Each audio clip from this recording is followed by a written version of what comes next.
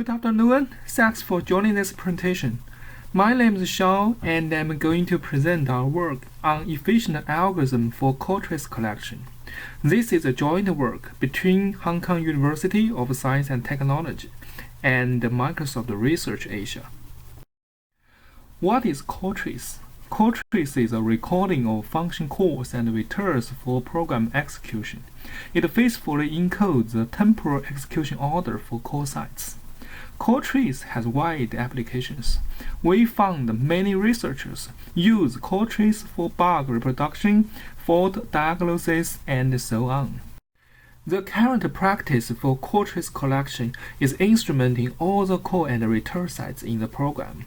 However, this approach may result in very high time and space overhead. For example, in Casper benchmark, we observed more than 1,600% time overhead in the program new search. And there is a paper reported that in a real production system, the size of the call trace log can grow by 50 gigabytes per hour. As call trace is a foundation for many analyses, efficiently collecting call trace is very important. Our key insight to efficiently collect call trace is that, as the execution of some call sites can be inferred by other call sites. Therefore, we only need to instrument a small set of call sites and collect a partial call trace online. After the program terminated, we infer the full call trace from the partial call trace. Let me use a simple program to show how the inference idea works. Here is a control flow graph of our sample program. We first build a call site control flow graph, which is shown on the right side. The call site control flow graph retains the control flow order among the call and return sites. Look at the picture. The call site control flow graph only contains the call site C1, C2, and the return site. The edges indicate the control flow order among the three sites. Next, let's look at a concrete execution starting from the main function. First, C1 is the entry call site of main function, thus it must be executed. Following C1, R2 is executed because R2 is a unique return site of function A, which is called by call site C1. After R2, there are two possible successor call sites, C2 and C3. Suppose we don't instrument C2 and C3. How can we know which one, C2 or C3, is executed in the next step? Our observation is the call site C2 invokes function B. If we know C5 or C6 is executed, we know C2 must be executed. The call site C3 invokes function E. If we know the call site C7 and C8 is executed, we know C3 must be executed. Therefore, it is sufficient to instrument C5, C6, C7, C8 to determine which call sites, C2 or C3, are executed without instrumenting C2 and C3 themselves. The previous example tells us instrumenting all call sites to collect a call trace is not necessary. Therefore, our new idea is for program P, we instrument only a subset of the call sites in P and generate a new program P prime. Executing P prime can obtain a logged partial call trace, and we infer the full call trace from the logged partial call trace offline. But the prerequisite for the offline inference algorithm is every logged partial call trace must correspond to a unique full call trace. Otherwise, we cannot recover the original call trace. We call this requirement feasible instrumentation criteria.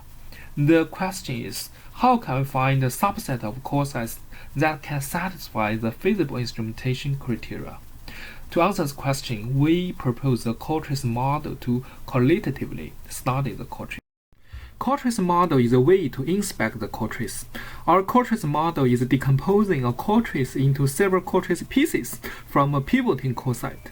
For example, in the program shown on the left-hand side, the code trace started from C1 can be decomposed into three parts. The first part is the code set C1 itself. The second part is the code trace generated by executing the function A, which is shown in the blue area. The third part is the code trace after the return of the function A. We call this part of trace successor code trace of C1, which is shown in the yellow part. Of course, we can recursively decompose the traces of blue part and yellow part in the same manner. Our trace decomposition process can be formally modeled by production rules. We show how to model the code trace for the main function, which has only one entry code set C1.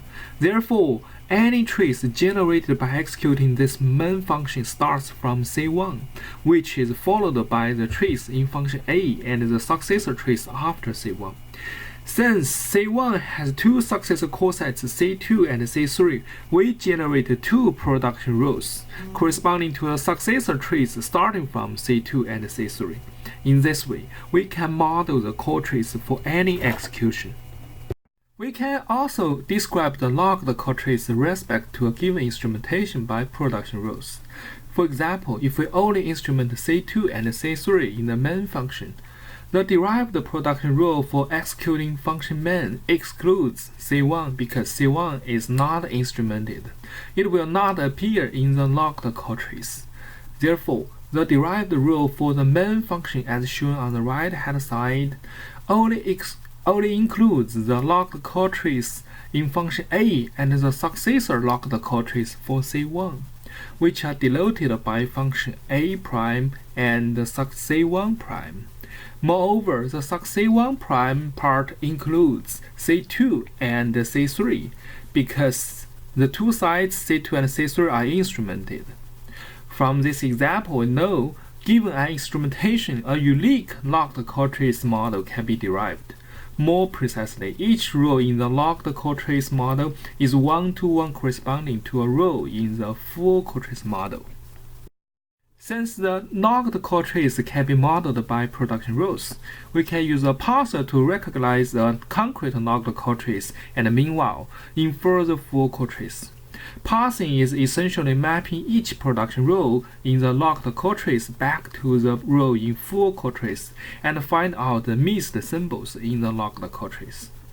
For example, in a concrete execution, we obtain a logged trace where the first symbol is C5. The first step, we take out the func main prime row and find out its origin row in the full code trace model, which is func main as shown on the right hand side. We find out the symbol C1 is missing from the logged code trace, so we infer C1 must be executed before C5.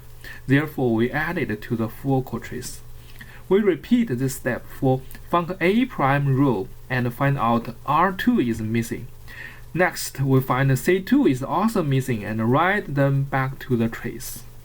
When parsing is finished, we can obtain the full code trace with respect to the logged code trace.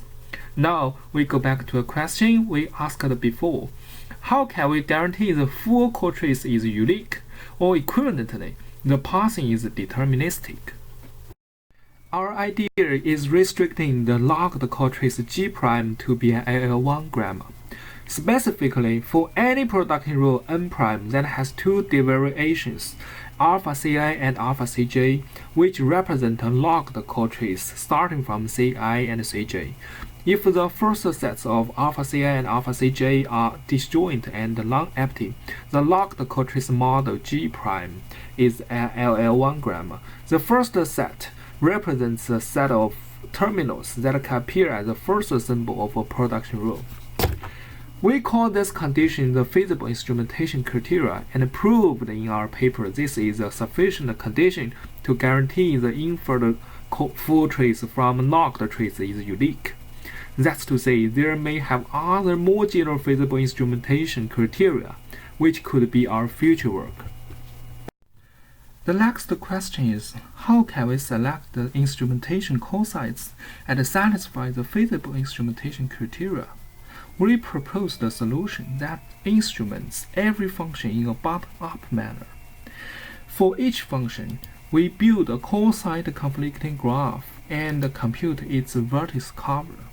The vertices that are selected by vertex cover are the instrumentation cosites. Now, let's assume our input program is recursion-free and the first set of every production rule in its cotrace model is not empty. We call it Y-program assumption. The cosine conflicting graph is an undirected graph where the nodes represent a set of cosites in a function, and edges state the conflicting of two cosites. Two cosites, Ci and Cj, are considered conflicting if they satisfy two conditions. The first condition is the tree starting from Ci denoted as alpha Ci and the tree starting from Cj denoted as alpha Cj are used to derive the same non-terminal symbol, for example n prime. And the second condition is the first sets of Ci and Cj have the same symbol, or one of them is empty. We also give an important theorem in our paper. An instrumentation is feasible if and only if the cosine conflicting graph is empty after the instrumentation. Next, let me show an example of cosine conflict graph. Here is a control flow graph of a function main. The production rules for the successor trace of C2 and C3 are the same as shown on the right-hand side. This is because the cosites C2 and C3 are in a loop. Suppose the instrumented cosites are C5 to C8, and the first sets for the logged trace starting from C2, C3, and C4 are shown below. We draw two edges in the cosine conflict graph between C2 and C4, C3, and C4 because the first set for C4 is empty, so it conflicts to both C2 and C3.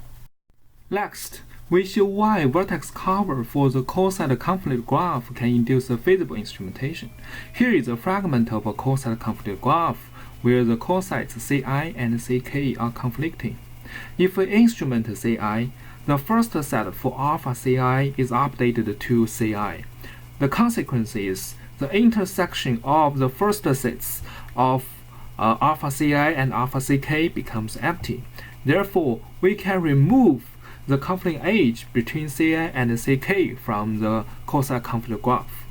Continue this process by selecting more cosites for instrumentation. We can eventually remove all the edges in the conflict graph. That's to say, a feasible instrumentation is exactly a vertex cover of the conflict graph. We can generalize the vertex cover-based algorithm to generate a feasible instrumentation for arbitrary programs. Our solution has three steps. The first step is transforming any input program to a Y program. Specifically, we instrument all the cosites that induce cycles in the co-graph, and the cosites if their first sets are empty.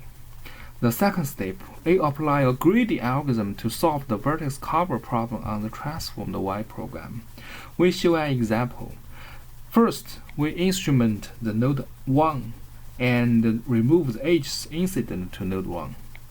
Next, we instrument node 2 and remove the edges incident to node 2. Now, the cosine conflict graph becomes empty and we get a feasible instrumentation C1 and C2. The next step, we refine the feasible solution obtained by the greedy algorithm to compute a smaller set of instrumentation sites. We omit the details here, and interested audience can find the details in our paper. Due to the time limits, we also omit many other details presented in our paper. For example, we give the proof of finding optimal instrumentation is NP-hard even for Y program, and the approach to handle virtual calls, callbacks, and so on. Next, we evaluate our algorithm with the decoupled 2006 benchmark suite. The statistical information for the evaluated subjects are summarized in the table. The first column shows the number of cosites in each subject. The second column is the number of call sites that could call a library function. The third column shows the number of virtual call sites that may potentially have multiple calling targets. And the last column is the running time of each subject against the default input provided by the decouple benchmark suite. The execution time excludes the overhead incurred by instrumentation. We compare our algorithm, which is called Casper, to two baseline approaches. The first is the current practice, which instruments all the call sites. We call it full instrumentation approach. The second approach is instrumenting all the branches on the call site control flow graph. We call it BRI approach. Next, we show the experimental results on three metrics. The first experiment is comparing the number of instrumentation sites for three approaches. Overall, both the BRI approach and the Casper perform much better than the full instrumentation. On average, Casper instruments 66.4% less call sites than the full instrumentation. The reduction of instrumentation sites results in reduction of runtime overhead. Here is a picture of the runtime overhead for three approaches. We find that Casper incurs lowest runtime overhead in all subjects. On average, Casper incurs only 68% overhead, which is only 1/3 of the full instrumentation. Finally, let's compare the log size for the three approaches. The log size is measured after the compression by zip. On average, Casper reduces the log size of the full instrumentation by 63.9%. Therefore, Casper is much more compact. Now, let me conclude the presentation.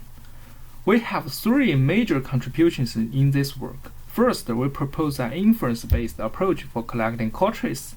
Our approach only records partial call trace online and then infers the full call trace offline. Second, we propose a call trace model based on LL1 grammar. With the call trace model, we define the feasible instrumentation criteria to guarantee the inference process is deterministic. Third, we implement the inference algorithm in a tool Casper, and the evaluation shows Casper is both time and space efficient than previous approaches. Thanks very much for your attention, and now we accept questions.